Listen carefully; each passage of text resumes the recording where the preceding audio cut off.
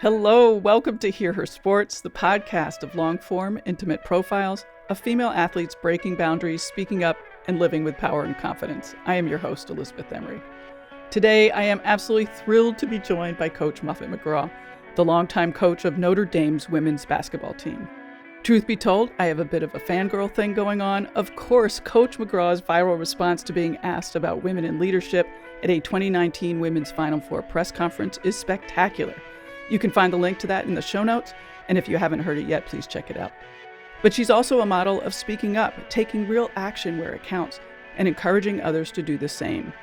Prepping for our conversation, I was struck by so many of the truly significant things she accomplished in her coaching career. One that stood out for me was the work she did early on in her time at Notre Dame to increase attendance at home games.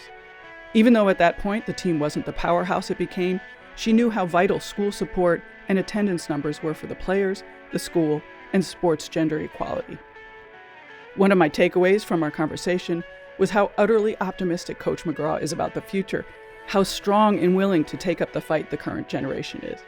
This was good for me to hear, given my somewhat hopeless response to the NCAA weight room crap that happened during the March basketball tournaments. As another takeaway, I encourage all of you to practice using your voice as Coach McGraw had her players do. An easy start could be sending me your thoughts about this episode or any others, or what athlete you would like to hear from on a new episode. Write to Elizabeth at hearhersports.com. I look forward to your notes. To get us started with today's show, let me introduce Muffet McGraw. The legendary Muffet McGraw patrolled the sidelines as the Notre Dame women's basketball head coach for 33 seasons. In two of those seasons, 2001 and 2018, she won the national championship trophy, becoming the sixth women's basketball head coach to win multiple NCAA titles. McGraw was the 13th female coach inducted into the Naismith Memorial Basketball Hall of Fame in 2017. She was also inducted into the Women's Basketball Hall of Fame in 2011 and the Indiana Basketball Hall of Fame in 2014. Coach McGraw's career included an impressive 936 career wins, which ranks sixth all-time among Division I coaches. 848 of those wins were at Notre Dame, where she led the Irish to 7 NCAA title game appearances, including 6 in her last decade of coaching. Her 9 Final Four appearances rank as the 5th most all-time. All totaled, McGraw's teams have qualified for 26 NCAA tournaments, earning 67 tournament wins along the way. A 4-time National Coach of the Year winner and 7-time Conference Coach of the Year, McGraw won 25 total combined conference regular season and tournament championships. She is one of just 5 coaches in NCAA Division I history with over 930 wins, 9 Final Fours, and multiple NCAA championships.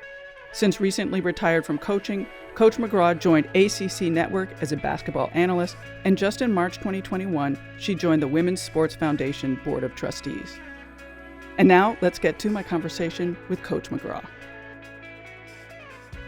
One of the things that really impresses me about you is how you started so early in sports. I mean, I just think about when I was your age, I'm not that much younger than you are. I just don't remember sports being a thing, and for you to get into it so early is just, I don't know, it's remarkable to me. I had boys in the neighborhood, and that was pretty much all there was to do. So little basketball, little baseball. Yeah. It seems like women or girls with brothers have that. Yeah, for sure. Yeah. Who would have thought that the Catholic League priests would be ahead of the curve starting basketball for girls before Title IX? I know. We started in the 60s. Holy cow. It's unprecedented. It's unheard of. Yeah.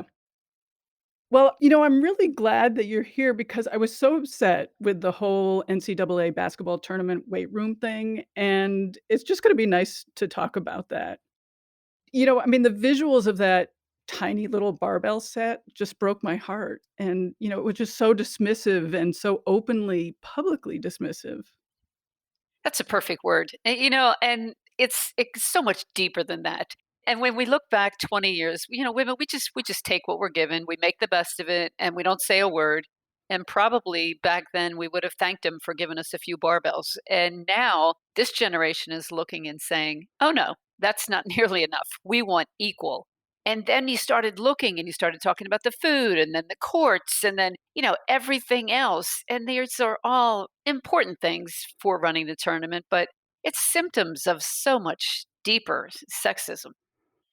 This is the first time that I felt tired and sort of verbalized feeling tired, and I read that so many times from so many different people from, on Twitter and whatnot.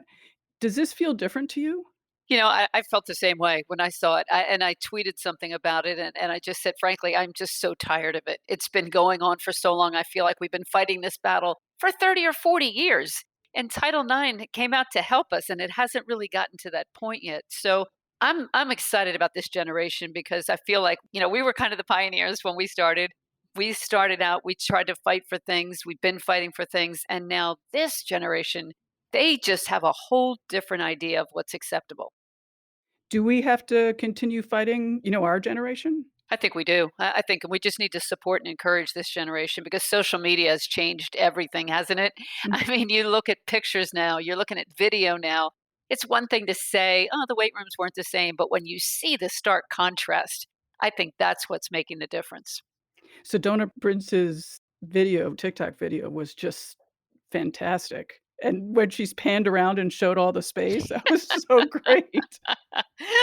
It was perfect. I mean, it really was. And I'm so happy that she had the courage to put that out.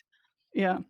How do we stick to the fight without losing hope? I mean, you talk about the new generation, is it simply just passing the torch? I hope it is. I hope that we can just do that because they see things differently. They don't know the battles we fought. They don't know how hard we spent all the time and energy just to get here. So I think now it's time for them to pick up the mantle. I think there's so many women in the Women's Sports Foundation and different groups are trying to really get behind this movement. And I think that's what it is. I do think it is a little bit different this time. Since you've been so close to the next generation, are they ready to take the mantle? I mean, is it important that they understand the work that we've gone through? I mean, what's your perception of how ready they are and what kind of work do they need to do? Well, I don't know if they are familiar with our history. I think they would be shocked when they look back and they see what we had to go through back in the 70s, how we had to, we didn't have practice clothes. We didn't have anybody buying our shoes. We were driving ourselves to games. We didn't have any of the luxuries that they have now. Per diem was an unknown thing for us. I don't think we ever even stayed overnight anywhere. We only played local teams. So to see where we've come now, I think it's important for them to understand that, but I also think that this is a generation that is incredibly active in not just social media, but with social justice. I think this is a group that you saw this summer with the Black Lives Matter movement. They are willing to get out and protest. And now I think they're seeing the same kind of energy behind this because it's the same thing. And I think I've seen a lot of men's teams come out and say, hey, we support the women too. I think it's men and women of this generation are really the ones that are going to change. I was really impressed that Steph Curry posted about the gym. He is somebody that's really into it, and there were so many guys in the NBA. It started with Kobe Bryant, LeBron James. Everybody is trying to pick it up a little bit. You saw what they did for the W this summer. I mean, they were wearing the hoodies, they were supporting the women in the WNBA, and I think it's great to see that sorority fraternity of athletes getting together because that gives us a little more credibility. Frankly, you have a pro like Steph Curry come out and say something, you have LeBron James say something. People take notice. And I think it's really important that we have that support and men that are advocating for us. Last week, I taught a class, and one of the girls in the class, she was reluctant to speak up, but when she did speak up, she talked about when she was a girl as a player in sports, she didn't get uniforms. And I was really surprised. That is shocking in this day that that would happen. I'm astounded at that. And that is another problem, though. You said she didn't want to speak up, and that is women, isn't it? I mean, we just sit back and wait. We raise our hand. We ask for permission. We are just waiting for everybody to give us what we deserve. We know we deserve it, but we're just not ready to fight for it. Yeah, I was sort of sorry to see that, and I guess that leads to a question just I mean, I'm just so astounded by the pace of the change, the glacial pace of the change, and, I don't wanna get negative, but in a different class, somebody asked me, "Where are we now?" And it just makes me sad. I get so frustrated. When I get frustrated, I look at the pro sports and I am so excited for what Adam Silver was doing in the NBA. He was really encouraging people to hire women, and I think we had 9 assistant coaches at one point. We have a couple women in front offices. You look at the NFL Super Bowl last year, we had 2 women coaches and a female referee. Major League Baseball, first woman general manager down in Tampa. So, I think we're making big strides. Hockey even has hired a skating coach. But when you have football coaches looking at hiring women, that is to me one of the best statements that we could make. So I'm excited for the future. I think the pro sports have really taken a lead in this. Yeah, I did like seeing that. What could the NCAA take on to support its female athletes? I mean, are there things that you have in mind that most of us probably haven't thought of yet? Well, I think a big thing is the structure. The NCAA is not structured, and the leadership I think has some work to do. The women's basketball VP reports to the men's basketball VP, which makes absolutely no sense, right? No sense. I mean, I don't know how that can possibly be a good thing. And this year, especially when both tournaments were side by side, exactly the same, you saw the differences. And the problem was there was nobody overseeing. Nobody was saying, "Hey, what are you doing with the men? Well, let's do that with the women. What are the women doing? Let's try that with the men." Everybody's in their own silo and acting on their own, doing their own thing, not sharing information. And I think that's a huge problem. But the thing that really bothers me is how for men's basketball, it's not the men's basketball tournament, it's the NCAA tournament. It's the women's basketball tournament. And I Yeah. feel like if we could just get them to say, this is the men's tournament, this is the women's tournament, that would be a really good start. And it's not going to cost them a penny. Yeah, I was really thrilled that the New York Times started to do that just this Yes. past season. The structure of the men's and the women's side of the NCAA, I mean, how has that remained in place? I mean, why are we still I mean, it just seems like that's an easy thing to change and sort of an obvious thing to change.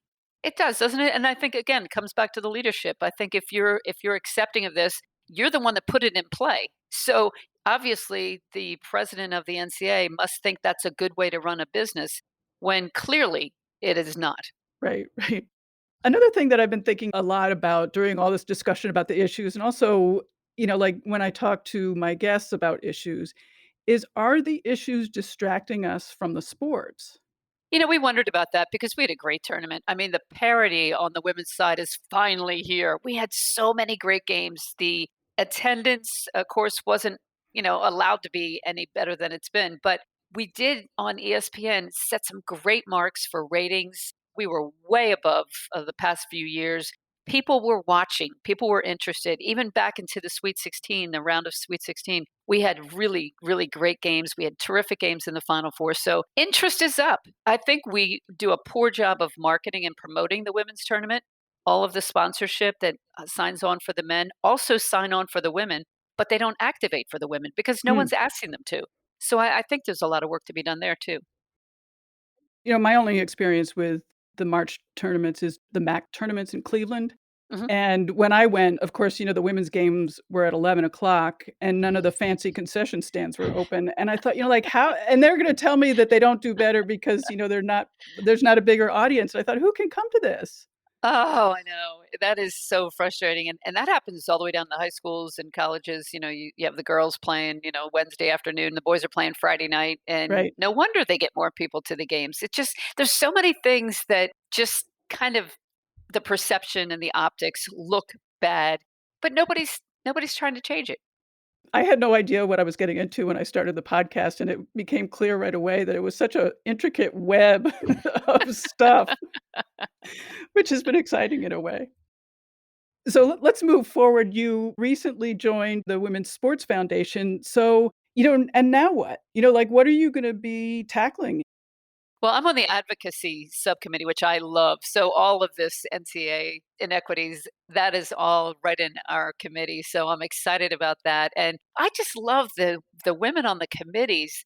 There's some powerful women. There's a lot of women that have been through all this. There's women my age that can look back and have some of the same experiences, and we're still fighting those same battles. But they have some power. They have the ability to really reach out and galvanize a certain segment of the population. And, we're really hoping that we can jump on the bandwagon here and help the WBCA, which is a coaches association, and help all these other Because now you're seeing the same thing in volleyball and lacrosse and all the other sports are now going, hey, wait a minute. We want equality too. So, from the Women's Sports Foundation perspective, we can look at all of the sports and really try to make a difference. I love how the Women's Sports Foundation does have that overview and is able to see, okay, hockey's doing this and soccer's doing this. And, like this is sort of a groundswell of activism. So let's bring it together. And, I'm convinced that all those sports that started doing that work had input from the Women's Sports Foundation and were able to talk to one another. I think that's really exciting. Well, when you have Billie Jean King at the head of the organization, you know that she's a mover and a shaker and what she Yes. did for women's tennis. That and I think we all look at that and say, help us do that, for basketball and volleyball and soccer and all the other sports. But the national team in soccer, they're really doing a lot of great things trying to really promote women and equality. Mhm. Yeah, I mean, it's hard to imagine Billie Jean King putting all that together when she did. Oh, I know. That was astounding. The whole her story I is just know. amazing. The courage that she had, the risk that she had to take, and the influence she had to get the rest of women's tennis on her side. What an amazing story.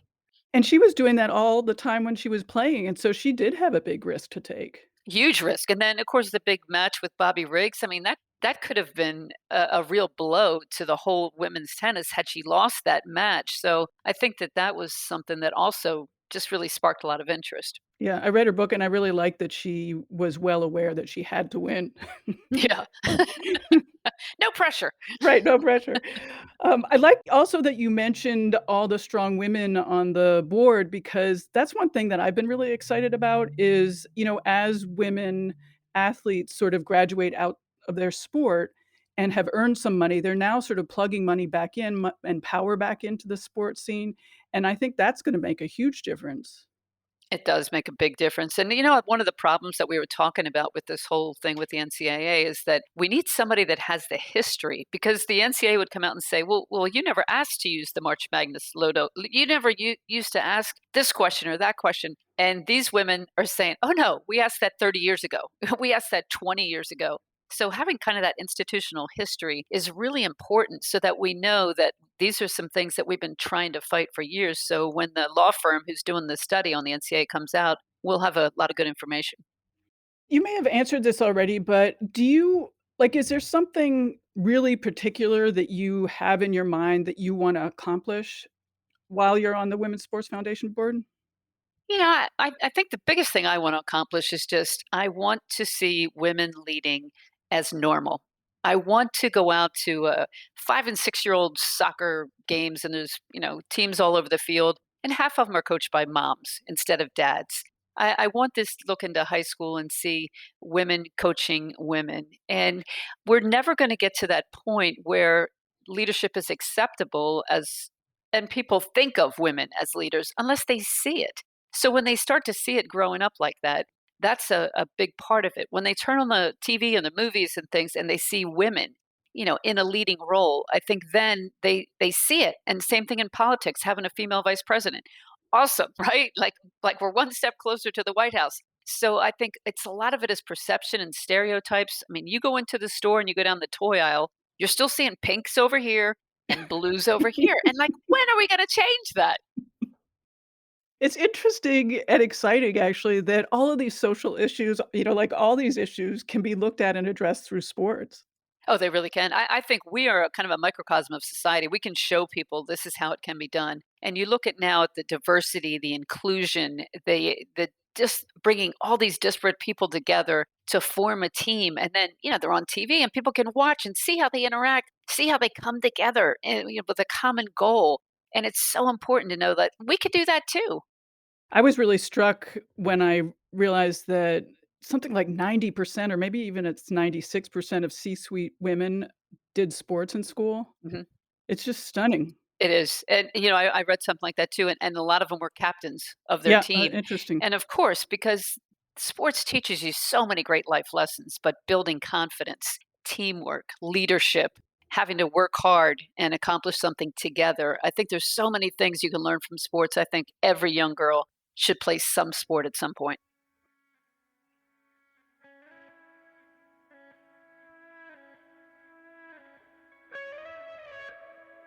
As I mentioned, today's guest, Coach McGraw, recently came out with a new book called Expect More.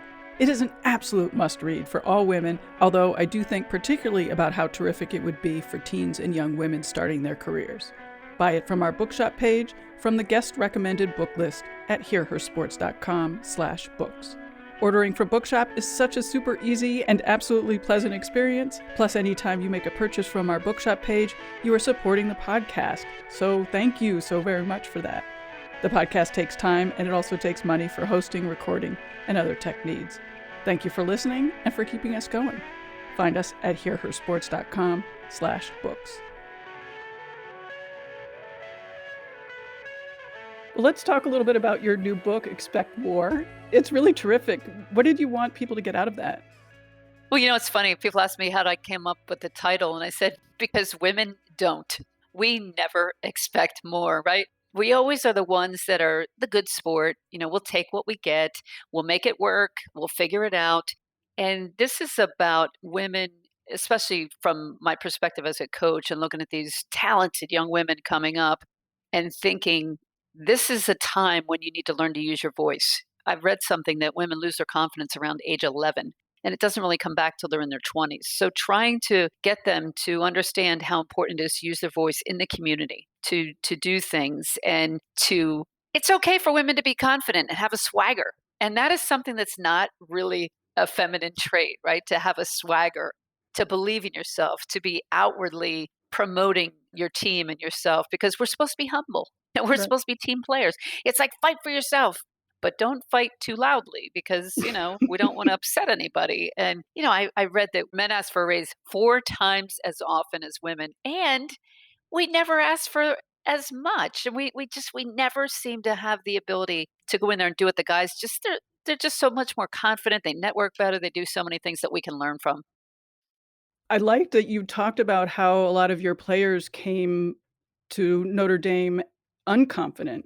And you sort of were like, you're here at Notre Dame, you're on the basketball team, one of the best basketball teams in the country, and you're not confident, And it's pretty hard school to get into, right? so you're smart and you're talented, and they're just really exceptional people. And so that is something that I really struggled with early in my career because I didn't get it. I just wanted to kind of slap them and say, like, what do you mean? Snap out of it. You should be confident. And then I realized I had to help build them up. But of course, it starts within. You have to have confidence in yourself. And you get that through practice, and then you have a little success, and then you fail, and you have to learn how to handle failure, which women are terrible at because we just ruminate about it. We're so sensitive about it. And we need to be able to put it in the rearview mirror and say, oh, I learned a valuable lesson there. And now next time, I'm not going to make that mistake.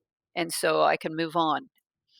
It's interesting, though, by college, you're dealing with a lot of, I don't know, back knowledge or back bad self-talk or something. You're having to make up for all that. Yeah, there's a lot of things that parents do that can really hurt their kids that they don't even know. And one of them is how they don't let them handle adversity. They don't let them fight through tough times. They try to fix everything for them. So having that mental toughness, that's a great skill that you learn playing sports because you go through injuries and you go through losses and you go through just hard times when you're in a slump and you're not playing well and just you have so many questions and so many things going on in your head. And parents are like, "Oh, well, let's transfer then. Let's go somewhere else or let me talk to the coach. I'll fix this for you." And so not learning how to battle through some of those things that you should have learned on the playground, back when you're in grade school, but nobody goes to the playground anymore. So it's difficult for them to learn that. And it's hard as a parent. You don't want to see your kids suffer. You want to fix it for them, but letting them fight it out is so important. One of the sections of your book, Expect More, that I particularly love is the help to advance other women. And, I've noticed that producing the podcast, that a lot of women are not great at this. They're not great at networking and helping other women out. We are terrible at networking, aren't we? I don't want to say that, but yes. Well, I found it so interesting because I have guys on my staff, and of course I have women on my staff. And when the guys were applying for jobs, they went right to the men's basketball coach, to the AD. They went to a guy that they knew who maybe knew a guy who could help them here and there. And they're stretching their nets so far, resumes ready to send. And the women would come to me and say, Would you be able to write a reference for me? Like I'm just asking you. I don't if you're okay with it. It was so amazing how different it was, and I thought, how is this possible? We need to learn how to network, but I think we're also so competitive, and sometimes there is a little bit of, well, we need to take a woman, so we're going to take one and put her here at the table.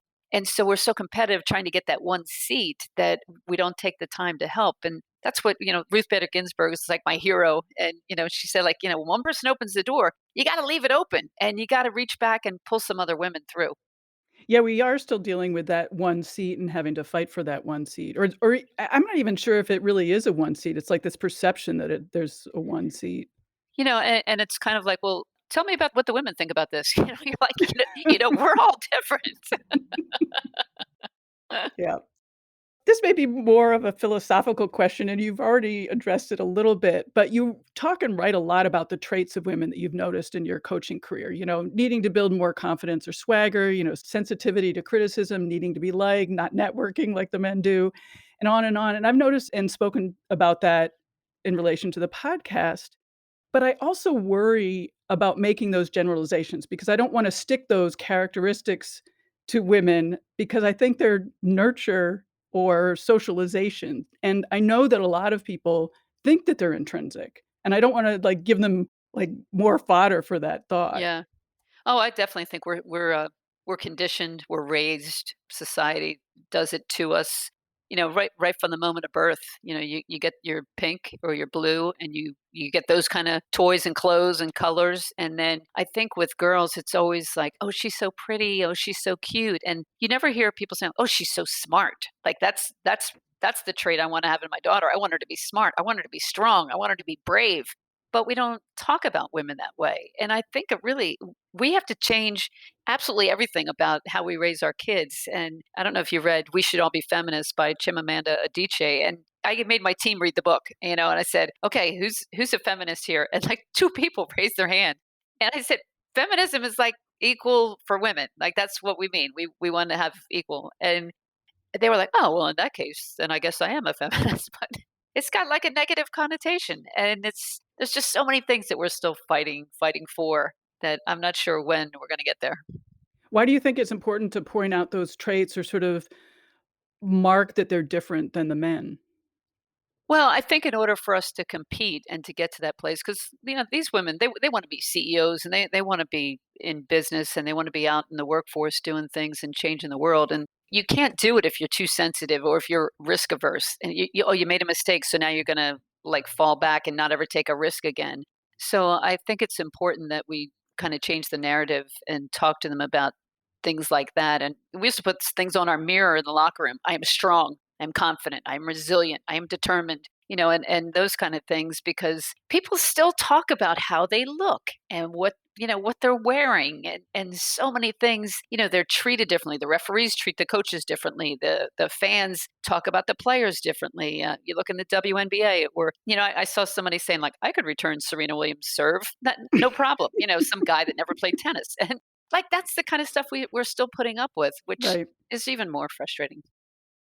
Did you I mean, like, what percentage success did you have in increasing the confidence of, the freshmen that came in to the time that they left as seniors? I really worked on it. I think we did a pretty good job as a staff to really address that, and I think there's so many things you can do to help them. And one of the big things I like to do is just ask their opinion and just know, like, your answer matters to me. I'm listening. What do you really think about this? Because sometimes they never ask. They just assume that you're going to go along with it or whatever. And I always want to know what they're thinking, what's important to you. But look at this from a perspective of this. We're watching the film. Tell me what you think could happen right here. And so I think that having them use their voice just at practice, I think that really helps. I bet, I mean, especially given my experience with teaching those 2 classes recently and not having the women say anything was really interesting. I'm really cognizant of that when I'm in class because I've read stuff where the teacher, answer a men. Oh yeah, let's ask that guy. Okay, you answer, and they never ask the women sometimes. So I am always bringing in women speakers that I'm I'm calling on the women in class and seeing what their opinion is, even if they don't raise their hand.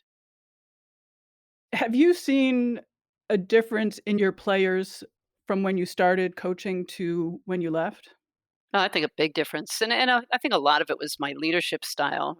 When I first started, It was like, "This is my way or the highway. This is the bus. Get on it. I'll tell you where we're going. I'll tell you how we're gonna get there, and you're gonna do exactly as I say." And, we didn't have that connection. That's how it was back then. That was how coaching was. You just did what you were told. And then as the generations changed and they wanted a more personal relationship with their coaches, things started to change and I had to change with it. I had to change my leadership style. I had to be a lot more democratic than I ever used to be. And I found that I really enjoyed it. I couldn't really get mad at them when I would talk to them and we'd go to lunch and they'd say, "Oh my gosh, this is what's going on in my life." And I'd say, "Oh, no wonder you're not playing well right now." And now I understand. And so I think it turned more relational because when I started coaching, it was like 90% was X and O's, like offense and defense. Let's run this play.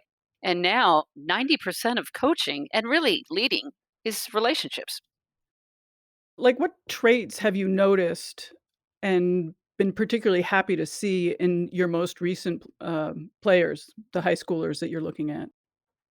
For me, accountability is so important because it is so easy to blame. It's so easy to, oh, the referee made a bad call or the coach didn't do this or, it wasn't my fault. I mean, they're so ready to say it wasn't my fault. And that is something that I really believe in. So I'm really big on teaching them how to be accountable, how to look in the mirror. There's always something better that you could have done.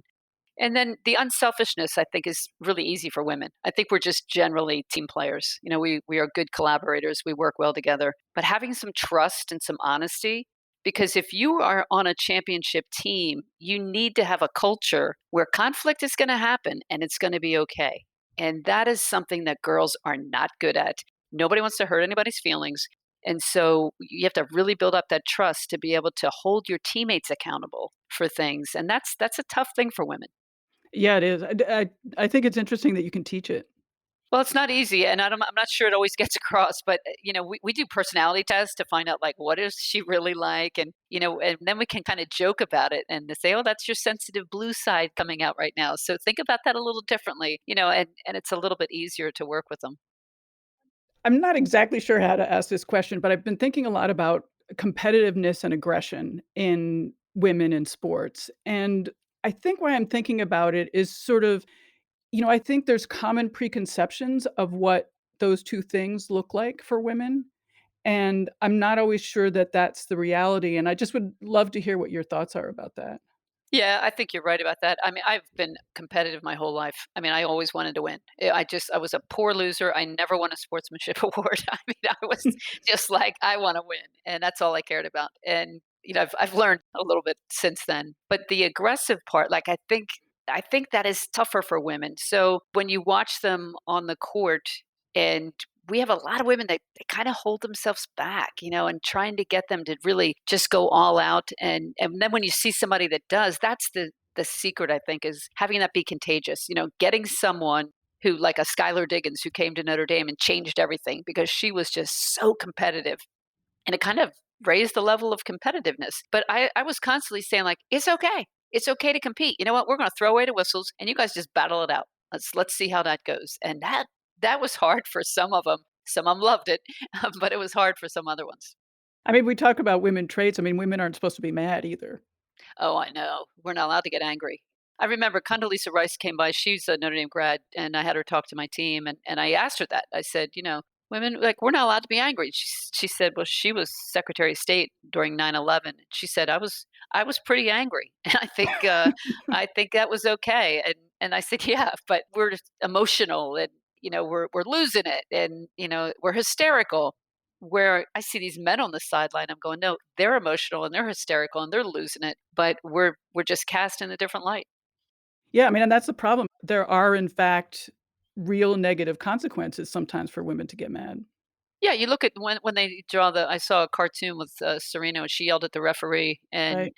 I thought justifiably so, and I didn't even think she was yelling that loud, and then the very same day, the New York Yankees manager was spitting in the face of the umpire and, kicking dirt, and it says, like, "Oh, this guy's fighting for his team," and Serena's hysterical. Right. Did you get into trouble as an aggressive, competitive girl? I skirted the edge there. I think I was right on the edge a lot. I didn't get a lot of technical fouls, so that was probably a good thing. Sort of on that same line, I'm surprised that here we are in 2021 and we're still seeing sports where women aren't allowed to compete in certain events because they're deemed incapable or their bodies are deemed incapable. Well, we've come a long way since playing 6-on-6 basketball, where two people couldn't even cross half court, to a better game. But I look at men's and women's lacrosse, and it's like two different sports. I mean, it's helmets and mouth guards on the men's side, and the women, they wear goggles. That's about it. It's more ladylike, and I think that that's something that we would like to change too. Just looking at how many yellow cards are handed out, and I always think that's a good thing. I'm like, yeah, keep being aggressive. Well, that gets back to our perception discussion. Yeah. Another thing that I really liked, and I think it was in both of your books, you talked about team dynamics. And, I come from a cycling background where it's very much a team sport, but unlike basketball, only one person crosses the line first and Mhm. wins. And so it's hard often to get, I don't know, it's hard often to get the team to work as a unit. I just think it's so important. And I even saw that a long time ago when I was racing about getting the support riders to understand just how incredibly valuable they were, and also having the stars feel the same way and express that thankfully, gratefully. Well, you hit that exactly right, and that is paramount in the leader's job. And we talk about everybody has a role to play. Everybody doesn't get to be the hero at the end. Everybody's not going to be the leading scorer, but everybody's job is important. And we go around and tell each player on the team, these are the three things I need from you. And we do it in front of everybody on the team. So not just what your role is, but everybody else knows exactly what your role is. And, I talk to them about it. I say, if you don't like your role, if you want a bigger role, that's what we do in the summer. We work to improve on this and that. But if you're on the bench, you better be the first one up at the timeout, cheering and high fiving and letting these guys know that you're there. And then, same thing, if we're up big and I put the starters on the bench and the subs come in, you better be up cheering for them. So, I mean, to build that up and to also have their teammates say, you guys worked so hard at practice. That's why we won the game, because you did a great job with the scouting, the scout team, and you did exactly what they were going to do. It made it easy for us. But you as a leader, I think you have to really encourage that. Do you have trouble getting people to buy into that? Not really. I think everybody wants to win. Right. They want to win a national championship. They want to get to the Final Four. And the thing is, like, I want you to be an All American. In order for you to be an All American, we got to win as a team. So you can't just go out there and be all on your own. You need to do something else. You need to have the team behind you, because if you don't win and you score, 25 points a game, you're not going to be an All American, because the All Americans are the ones that get to the Final Four. So we really try to tell them, this is what you need to do in order for us to be successful. And yeah, you're going to take more shots. You're going to get to be the hero at the end. But all that is because this is what we need for the team. And you think that comes from you, basically. Oh, absolutely. Yeah, I think everybody would like to be the one that takes all the shots. And you know, a little self-awareness never hurt. Right. Well, to wrap things up with the next generation, how can we make sports for girls the best that it can possibly be? Well, I think like we talked about earlier, I think seeing more women coaching, especially those moms, getting them out when kids are young. I had so many girls come to Notre Dame who never played for a female coach in their entire life in all different sports. So I think that's the first thing, is changing the perspective. I think we're doing a pretty good job of, it's pretty acceptable now. Back when I was playing, it was not the most acceptable thing. Me and 9 guys down at the playground. That was not something that girls really were supposed to do. So I think we've got over that hurdle. I think people see that it's important for women to compete in sports and to be team players. So I think that's the first thing. And then the second thing is just really building the confidence so that we help each other, and we support each other. And when women's soccer is going through something, like, all the other sports need to be on the bandwagon too. And then we need men. We need men to advocate for us too. Mhm. So in terms of the youth sports, I mean, you're just saying moms need to get out there, Yes. And you know what's funny? Most of them played in high school or college, so they right? they probably know more than the dad does. Well, my sister just told me a story of a dad who's coaching and he's never played soccer, so it can be done even without it. They just have that they like, I know I can do it. I used to have guys apply for assistant coaching jobs who coached 5th and 6th grade CYO and thought they were just absolutely the best person for the job. And what are you doing physically these days? I got to get out and walk. I will run. I try to get out and get a lot of exercise, get some, especially during this pandemic. Oh my gosh, we're trying to stay in some kind of shape without gaining 10 pounds has really been tough. But I'm loving teaching. I'm really enjoying my work, and yeah, can't wait to get started again. Cool. Is there anything that we missed that I should ask you? Gosh, I thought you did a great job of hitting pretty much everything that I could have thought of. Well, thank you. Well, thanks. Yeah, it's a great conversation. Well, thank you very much. I really appreciate you taking the time. I know that you're very busy, so means a lot. Well, I really enjoyed it.